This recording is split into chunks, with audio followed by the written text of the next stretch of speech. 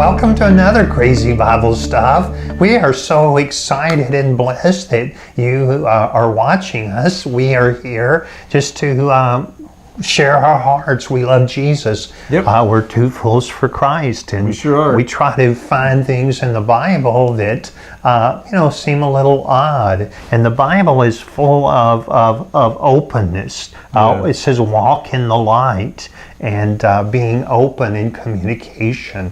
And most people in society are very much aware of what people think. I've got to be careful what I say.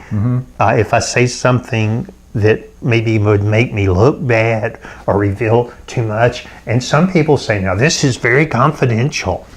But that's an oxymoron, because you can't. It's no longer confidential. Right, you can't be a little bit confidential. Yeah. You can't be very confidential if it's confidential. But the Bible says, walk in the light. Don't try to hide who you are. Yeah. And when we look at modern communication, the problem of communicating has expanded, because now we can communicate with no voice at all, just through texting and they didn't have that back in the Bible days. I guess they could have written something. Well, they did have letters. They did have letters. They'd send those. Right. But the trouble with texting and emails and all that is there's no emotional expression. You can't tell. Oh, you can do all caps, and it's supposed to be like you're yelling. Right. But there's that. Short of that, though, there's little way you can tell what the emotion is, or the how you feel about what you're saying. And we're influenced by the way we communicate. So if texting becomes your primary way of communication,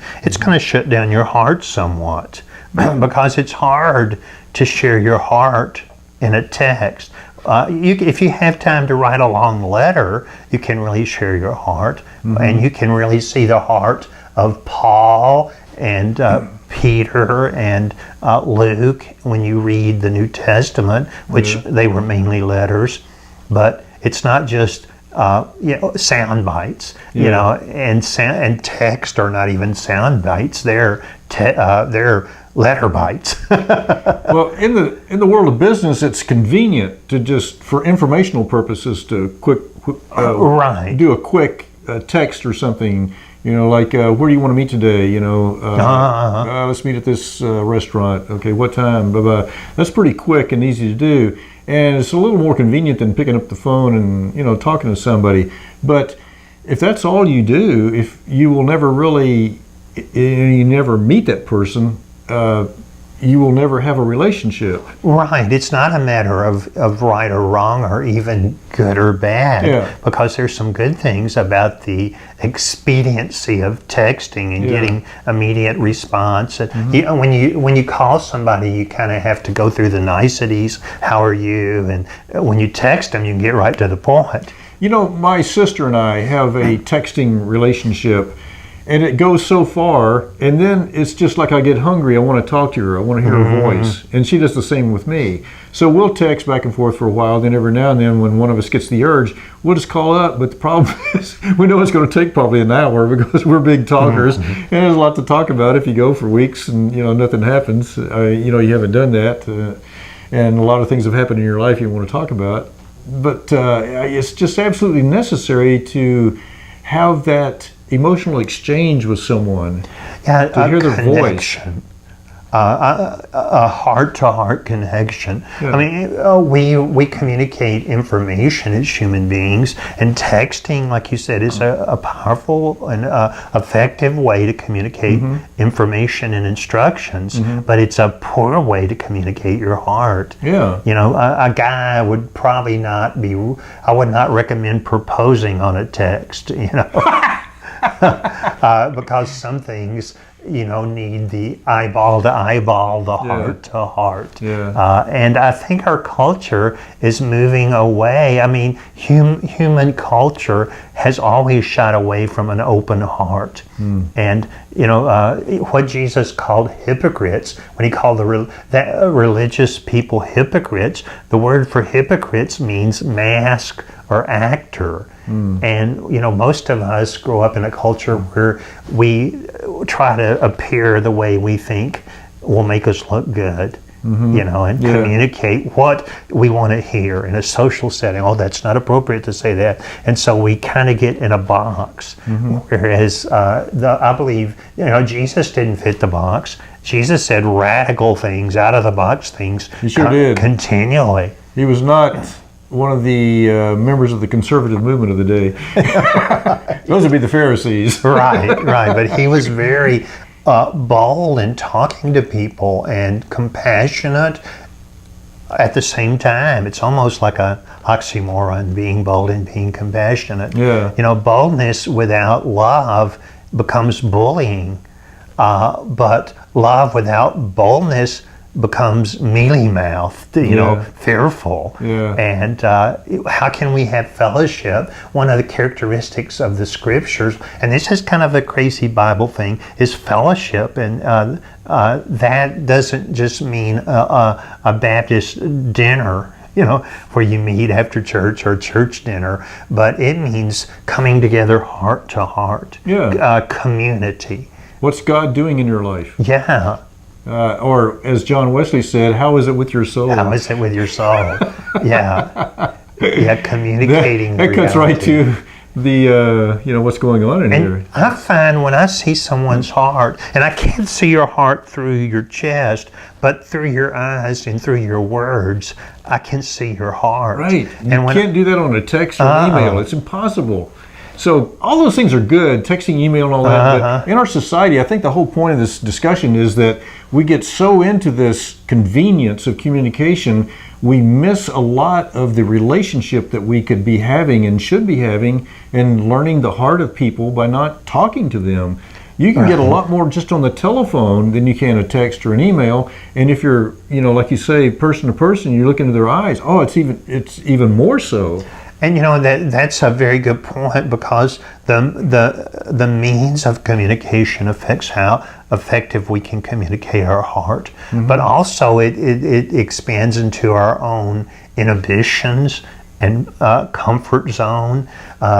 You can talk in a very casual,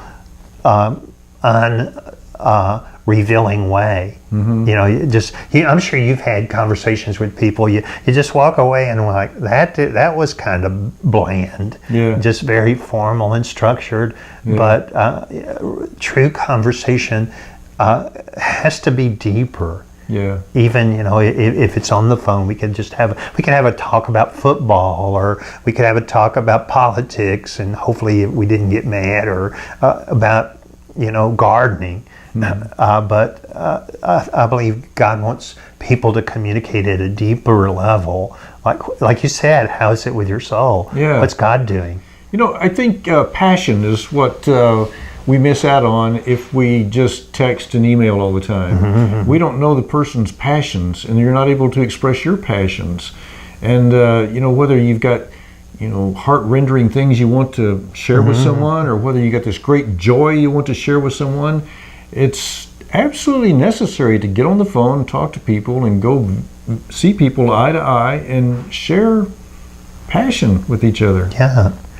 And society has don't talk about religion and politics. That's in a way plugging up people's hearts. Those are two things people are passionate about. They're passionate about their faith, and we're afraid to get passionate because we're afraid oftentimes that it'll get into anger and name calling. I have no problems talking about my faith in front of anybody. All right. I have a big problem talking about politics in front of almost anybody.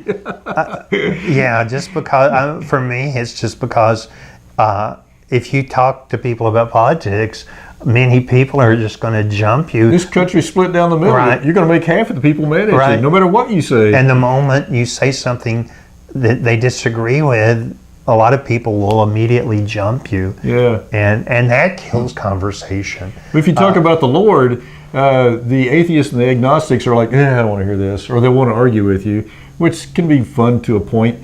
But if you have a fellow believer there and you start talking, wow, that is just one of the greatest things in all of life, is to talk about the Lord with a fellow believer. And that's, I think, why John Wesley said, how is it with your soul? Let's talk about that. And even if that person is a total stranger, we've mentioned Yes, that. yes. I've met You're throughout a my brother. life. You have kinship. I've met strangers. I sold bookstore to door in college 3 summers, and every day I would meet several people that I would find out they were a Christian, and they would I'd forget about the books, and we would just start talking about Jesus, and wind up, even though they were a total stranger, winding up praying together, hugging each other. Yeah. Sometimes even have tears in our eyes. Oh yeah. Yeah, I've met people. I've prayed for people, and who are believers, and maybe they got backache or something like that, and I pray, and they feel better. And I mean, yeah, you just want to hug. I mean, your family. Yeah. And in fact, It's like the people who find, we're separated at birth, like maybe 2 twin brothers, and then, later in life they find each other. Yeah. There's that instant kinship. yeah, And they don't know each other. From at all. Adam. Yeah, and yet they have this bond. Can't get that bond with texting and email and stuff No. like that. It just doesn't exist.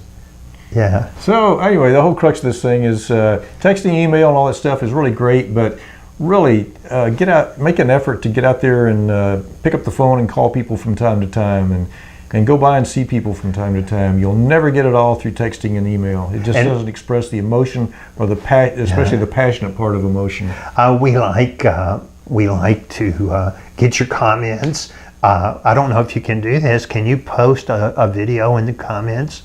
Yeah, If you want to just I think so. record a little video and say, yeah, tell us I don't know. something. You can certainly do it post on our what do you call it, email. Email us.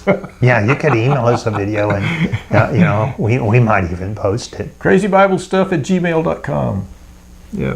All right. Well, we actually ended up short, below Yeah. 15 minutes. I got 12 minutes and 8 seconds now. Well, that's Wow. something. Okay, this is a record. I guess we'll try to not drag it out to 15. I got an but- idea. Here we go. Let's text the rest of the get your phone, and we'll just and you guys can watch us text each other. I think we'll say goodbye. Okay. We'll see you next week. Bye bye.